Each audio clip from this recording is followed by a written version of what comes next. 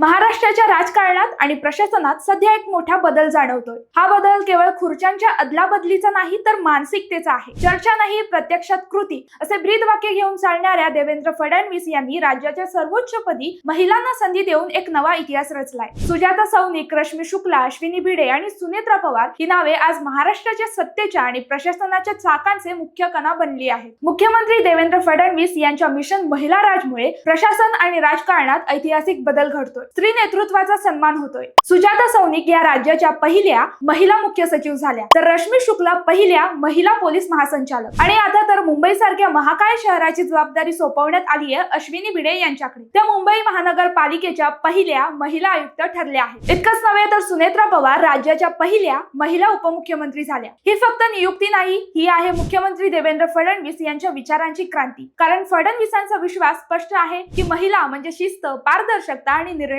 नेतृत्व। आज निर्णय प्रक्रियेत महिलांचा सहभाग वाढतोय आणि महाराष्ट्र नव्या युगात प्रवेश करतोय। जेव्हा सत्तेच्या केंद्रस्थानी स्त्री येते तेव्हा विकासाला नवी दिशा मिळते।